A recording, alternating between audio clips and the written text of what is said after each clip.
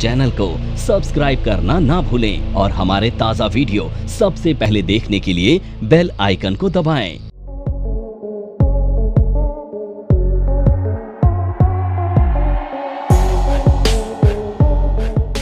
तो अब हम बात करेंगे कमोडिटी मार्केट की। ठीक है, तो कमोडिटी मार्केट वो मार्केट होती है जहां पे इलेक्ट्रॉनिक फॉर्म में कमोडिटीज को ट्रेड किया जाता है। देखो, जैसे आप डीमेट फॉर्म में शेयर्स को ट्रेड करते हो, उसी तरह से कमोडिटी मार्केट में भी इलेक्ट्रॉनिक फॉर्म में कमोडिटीज ट्रेड होती हैं। अब कमोडिटी जो मार्केट है ना, इसकी शुरुआत हुई थी 2002 में। ठीक है, तो कमोडिटी मार्केट में जब हम काम करते हैं तो कमोडिटी को हम क्लासिफाइड करते हैं 4 सेगमेंट। तो पहला सेगमेंट जो कमोडिटी में होता है उसको हम कहते हैं एग्री कमोडिटी। तो एग्री कमोडिटीज में ना बहुत सारी कमोडिटीज आती हैं, जैसे स्पाइसेस आते हैं, कुछ पल्सेस आती हैं, व्हीट आता है, शुगर आती है, कॉफी आती है। इसी तरह से इनको हम बोलते हैं एग्री कमोडिटीज। ठीक है, तो एग्री कमोडिटीज में एग्रीकल्चर कमोडिटीज यहां पे ट्रेड की जाती हैं। दूसरी जो कमोडिटीज हैं वो की जाती हैं जिन्हें हम कहते हैं बेस मेटल्स। और बेस मेटल, जैसा कि आप जानते हैं, जितने भी मेटल्स होते हैं उनको बेस मेटल बोला जाता है, जिसमें आपका कॉपर है, निकल है, एल्यूमिनियम है, जिंक है, लेड है। इस तरह से जो चीजें होती हैं मेटल्स के रूप में, वो यहाँ पे ट्रेड की जाती है। तीसरा जो सेगमेंट है उसे हम कहते हैं बुलियंस, जिसे हम गोल्ड एंड सिल्वर भी बोलते हैं। ठीक है, इसको गोल्ड सिल्वर भी बोला जाता है। यहाँ पे गोल्ड एंड सिल्वर में आप काम करते हो। ठीक है, और चौथा जो सेगमेंट होता है इसे हम कहते हैं एनर्जी।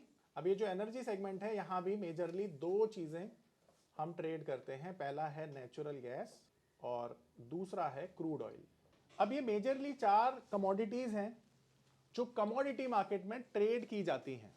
ठीक है, अब हम बात करते हैं इसके रेगुलेटर की। तो देखिए, सेबी इसका रेगुलेटर है और मिनिस्ट्री ऑफ कंज्यूमर अफेयर्स, क्योंकि ये जो कमोडिटीज का मुद्दा है ना, ये महंगाई का मुद्दा है, तो डायरेक्टली इसे मिनिस्ट्री ऑफ कॉमर्स जो है रेगुलेट करती है। बट स्टॉक मार्केट की अगर हम बात करें तो स्टॉक मार्केट की जो रेगुलेटर है सेबी, वो भी इसे रेगुलेट करती है। यानी नियम ये बनाती है पर ऑर्डर वहां से आते हैं।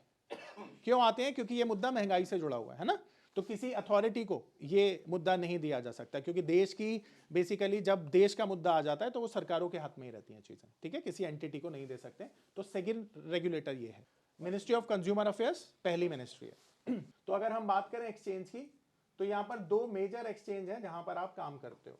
तो पहला एक्सचेंज है जिसे हम कहते हैं MCX, मल्टीपल कमोडिटी एक्सचेंज या मल्टी कमोडिटी एक्सचेंज, और दूसरा जो एक्सचेंज है उसे कहते हैं NCDEX, यानी national commodity and derivative exchange. पहले क्या हुआ करता था कि यहां पर एग्री कमोडिटीज ज्यादा ट्रेड होती थी, पर अब तो दोनों में सभी कुछ ट्रेड होने लग गया है।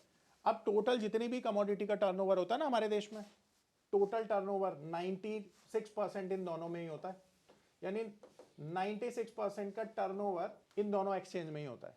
ठीक है, और आप यहां पर अकाउंट खुलवा के अपने डीमेट में एक ऑप्शन होता है आपका कमोडिटी सेगमेंट, उसको एक्टिव करा के आप यहां पर काम कर सकते हैं। ठीक है, आ रहा है समझ में?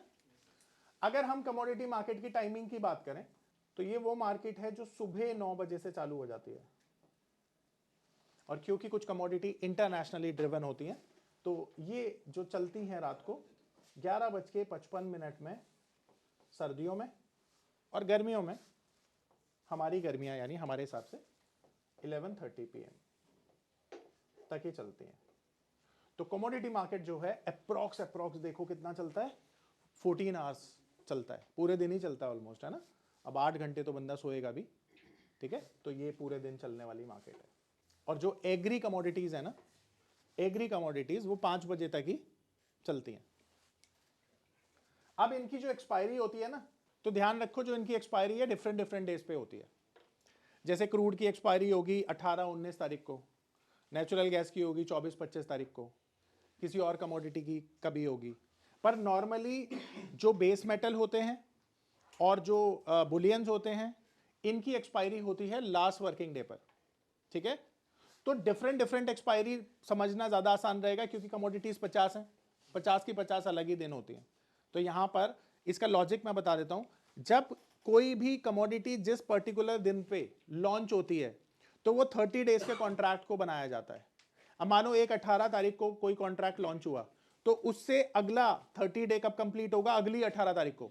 तो इसीलिए 30 दिन का ये कॉन्ट्रैक्ट बनाया गया है। तो इसीलिए हर कमोडिटी की लिस्टिंग अलग अलग दिन पे की गई है। तो इसीलिए इनकी जो एक्सपायरीज हैं वो अलग अलग डेज में की जाती हैं, ठीक है। तो मैं यहाँ पे पर्टिकुलर डाल नहीं रहा हूँ, आप समझ लीजिए। और जो बुलियंस है और जो बेस मेटल्स है, इनकी एक्सपायरी लास्ट वर्किंग डे पर होती है, ठीक है। अब बेस्ट पार्ट क्या है पता है कमोडिटी मार्केट का? बेस्ट पार्ट ये है कि यहाँ पर ना फिजिकल डिलीवरी पॉसिबल है। अब मान के चलो आप ना गोल्ड लेना चाहते हो, आपने गोल्ड खरीदा यहाँ पे, ठीक है, और आप चाहते हो कि भाई मैं गोल्ड को खरीद लूँ और खरीदने के बाद उसकी डिलीवरी ले लूँ, यहाँ पर पॉसिबल है, आप डिलीवरी ले सकते हैं। आप सोचते हैं कि भाई मैं यहाँ पे वीट को ट्रेड कर रहा हूँ और ये जो वीट की डिलीवरी है मेरे को चाहिए, वो आप ले सकते हो। तो आप डिलीवरी ले भी सकते हो और डिलीवरी दे भी सकते हो। तो यहां पर जैसे मैंने आपको बताया ना, फिजिकल डिलीवरी पॉसिबल है, आप फिजिकल डिलीवरी जो है ले सकते हैं, ठीक है। अब यहां पर जो लोग काम करते हैं, पता है वो लोग कौन होते हैं? तो यहां पर भी काम करने वाले लोग ट्रेडर होते हैं, इन्वेस्टर्स होते हैं, और कौन होते हैं? फार्मर्स होते हैं। और जो कंपनियां होती हैं ना जिनका कमोडिटी रिस्क होता है, वो भी काम करती हैं, वो भी यहाँ पर काम करती हैं। तो मेजर 4 तरीके के जो लोग होते हैं यहाँ पर काम करते हैं।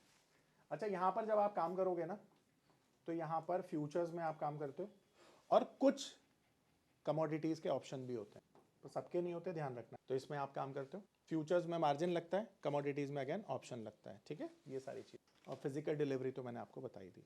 अब मैं आपको चेक करा देता हूँ ये कौन कौन सी कमोडिटी है और कैसे काम कर सकते हो आप। इनमें ना लॉट साइज भी होते हैं और सबके लॉट साइज अलग होते हैं इसमें। तो हम जाते हैं यहाँ पे दोबारा। तो यहाँ पर देखिए कमोडिटी में मैं जाऊँगा, ये कमोडिटी है, और यहाँ पर आप देखेंगे कि जो लिस्ट है कमोडिटीज़ की वो इस तरह से होती है। तो यहाँ पर देखिए एक एल्यूमिनियम है और एक एल्यूमिनी है।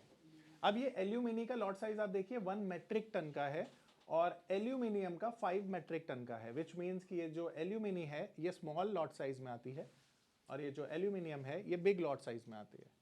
यानी कि अगर आप एल्यूमिनी खरीदते हैं तो आपको जो मार्जिन देना पड़ेगा वो देना पड़ेगा सिर्फ 23,000 अप्रॉक्स।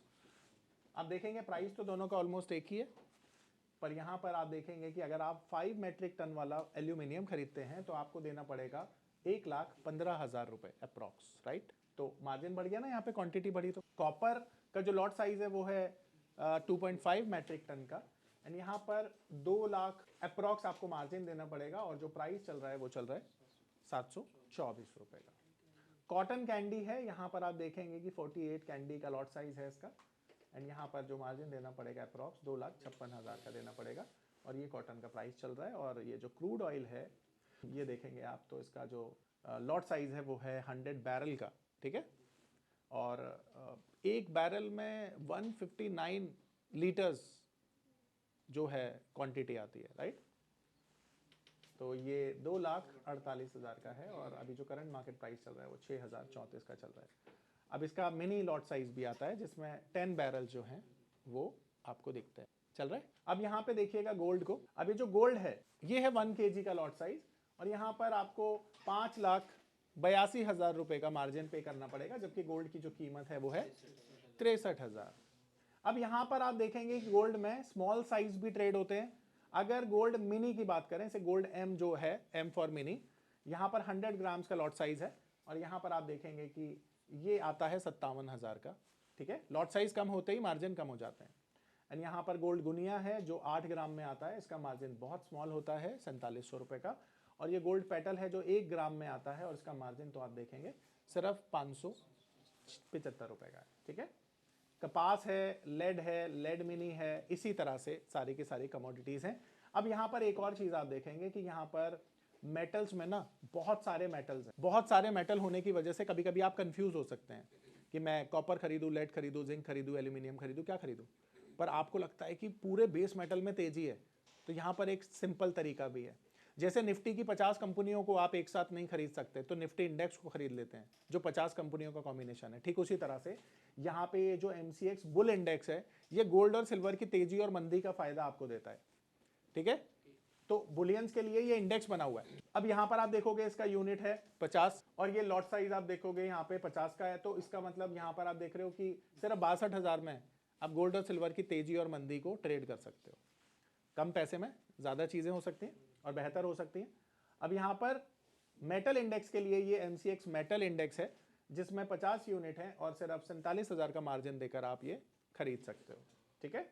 एंड इसी तरह से मेंथा ऑयल है, ये नेचुरल गैस है, तो ये एनर्जी में ट्रेड की जाने वाली कमोडिटीज़ हैं। इसी तरह से सिल्वर है, सिल्वर में आप देखेंगे कि यहाँ पर 30 किलो का साइज़ है जिसे हम सिल्वर मेगा बोलते हैं, और ये मिनी है जिसमें 5 किलो सिल्वर आती है, एंड ये माइक्रो है जिसमें 1 किलो सिल्वर आती है। इसी तरह से जिंक है, जिंक मिनी है।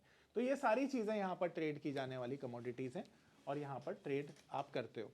अब बेस्ट पार्ट क्या है ना कि कमोडिटी मार्केट में ट्रेडिंग का बेस्ट पार्ट ये है कि देखो, अगर आप गोल्ड खरीदना चाहते हो तो अगर जूलर के पास जाते हो तो जूलर बोलेगा जी आज तो रेट है 60,000 का, मार्केट में चल रहा है मान लो 58,000, तो यहाँ तो 58,000 के प्राइस से मिल रहा है गोल्ड, और वो जूलर कितने में दे रहा है आपको? तो ट्रांसपेरेंसी है सबसे पहली चीज। दूसरा फायदा क्या है भाई, 1 किलो गोल्ड को घर में रखा तो डर लगा रहेगा, पर 1 किलो गोल्ड को यहां पर खरीदा तो काहे का डर? इलेक्ट्रॉनिक फॉर्म में पड़ा हुआ है, ना चोरी हो सकती, ना खो सकता, ना इंश्योरेंस कॉस्ट है, राइट। एक और चीज कि यहां पर अगर आप 1 किलो गोल्ड खरीदते हैं तो अगर फिजिकल गोल्ड खरीदते हैं तो आपको 63 लाख रुपए का पड़ेगा इंक्लूडिंग जीएसटी। और यहां पर देखो, यहां पर 1 केजी अगर गोल्ड आप खरीदते हो ना तो यहां पर 1 केजी गोल्ड की कीमत कितनी है? मात्र 5,82,000। तो मान लो 5 लाख का गोल्ड केवल आपको अप्रोक्स 6 लाख में मिल रहा है और वहां पर 63 लाख में, तो 10% के मार्जिन पर ये ट्रेड आप कर सकते हो। तो अगर इन्वेस्टमेंट करना है और यकीन है गोल्ड चलेगा तो ये ऑप्शन तो बेस्ट है ना, कम पैसों में ज्यादा पैसा कमाने का तरीका। तो ये इसीलिए यहाँ पर ये भी बेनिफिट होता है कि यहाँ पे आपको बहुत मार्जिन मिल जाता है, लिवरेज जिसे कहते हैं वो मिल जाते हैं, कम पैसे में ज्यादा चीजें आप कर पाते हो। ट्रांसपेरेंसी बहुत है जैसा मैंने बोला। गोल्ड और क्रूड ऑयल लेके तो छोड़ ही दोगे? नहीं, आपको देखो फ्यूचर के कॉन्ट्रैक्ट हैं तो एक्सपायरी है, तो आपको रोल ओवर कॉस्ट जो है बेयर करनी पड़ेगी। डिलीवरी ले सकते हो पर इतना क्रूड कहाँ पे, टंकियां भी तुम्हारी घर की फुल हो जाएंगी। वैसे डिलीवरी नहीं ले सकते हो, अच्छा वैसे कह रहे हो तो रोल ओवर करना पड़ेगा। गोल्ड तो चलो अच्छी बात है, खरीद भी लोगे, क्रूड ऑयल तो भाई साहब क्या ही करोगे, ठीक है। हाँ जी जी, उसका मतलब ये है कि जो फिजिकल डिलीवरी होती है ना, जैसे मान लीजिए आपने गोल्ड खरीदना है तो आप गोल्ड खरीद सकते हैं फिजिकली। जैसे मान लेते हैं आपको 1 किलो गोल्ड खरीदना है और आप यहां से खरीदना चाहते हैं एक्सचेंज से, तो आप क्या करेंगे, गोल्ड का कॉन्ट्रैक्ट बाय कर लेंगे, और वो कॉन्ट्रैक्ट बाय करने पर जब कॉन्ट्रैक्ट एक्सपायर होगा तो अपने ब्रोकर को आप इन्फॉर्म कर देंगे कि मैं फिजिकल डिलीवरी लेना चाहता हूं, तो एक्सचेंज में मेल डाल देगा। तो 1 किलो गोल्ड में जितने पैसे शॉर्ट रह जाएंगे वो आप डिपॉजिट करेंगे और एक्सचेंज आपके घर पे डिलीवरी करा देगा। ये सिर्फ गोल्ड सिल्वर के केस में होता है। सर देखो वैसे कभी ना प्रैक्टिकली तो मैंने नहीं देखा ऑनेस्टली स्पीकिंग, पर शायद, ठीक है, क्योंकि मैं कंफर्म नहीं हूं, क्योंकि मैंने आज तक कभी देखा नहीं है ना, पर होता है घर पे ये पता है। स्टॉक फाइलिंग होर्डिंग की कैटेगरी में नहीं आ जाएगा? हाँ जी, स्टॉक फाइलिंग अगर आप कर रहे हो ये होर्डिंग की कैटेगरी में नहीं आ जाएगा? अरे नहीं सर, बिल्कुल नहीं, कितना ही कर लोगे। नहीं, मैं गोल्ड की बात नहीं कर रहा, कपास की, कॉटन की। अगर नॉर्मली सर होर्डिंग ना फिजिकल उसमें होती है, जिसका सरकार के पास रिकॉर्ड नहीं होता उसकी, इसके तो रिकॉर्ड है सरकार के पास। तो अगर 5-6 लोगों के नाम से कर लिया आपने तब भी कितना कर लोगे सर? वाइट में आपके पास पैसा है तो आप ट्रेड कर रहे हो, होर्डिंग तो उसे मैं तब भी नहीं बोलूंगा और सरकार भी नहीं बोलेगी, क्योंकि जो सरकार की नज़र में है वो चोरी नहीं है। चोरी तो वो है जो सरकार से चिपके करी जा रही है, कार्टेल बना लिया आपने और कर ली होर्डिंग, वो गलत है, पर ये गलत नहीं है, ठीक है। आ रही मेरी बात समझ में? तो ये कमोडिटी मार्केट था, ठीक है। अब ऑफिशियली हमारा बेसिक वाला कोर्स खत्म हो गया। मेरा नाम है अतुल। मैं एक नामी होटल में मैनेजर के तौर पर जॉब करता था। मार्च 2020 में लॉकडाउन के दौरान मेरी जॉब चली गई। उसके बाद मुझे घर चलाने और बच्चों के भविष्य की चिंता होने लगी।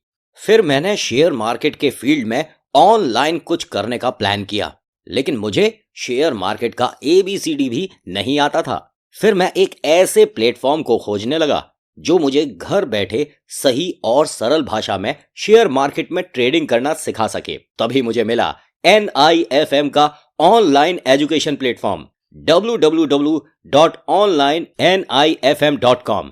NIFM के ऑनलाइन एजुकेशन प्लेटफॉर्म पर बहुत से ऐसे कोर्स थे जिनसे मैं अपने स्टॉक मार्केट में इन्वेस्टमेंट और ट्रेडिंग के सपनों को पूरा कर सकता था, जैसे कि stock market trading beginners course, NIFM certified smart investor course, advance level smart investor course, technical analysis course, fundamental analysis course, options trading strategies, research analyst certificate course, diploma in financial market course और ना जाने ऐसे बहुत से course उपलब्ध हैं। फिर मैंने www.onlinenifm.com की साइट पर जाकर NIFM का NIFM certified smart investor course को ऑनलाइन परचेज किया, जिसको सीखने के बाद मैंने जाना कि शेयर मार्केट से पैसा कमाना कितना आसान है। बस आपको एक सही प्लेटफॉर्म की जरूरत है, जो है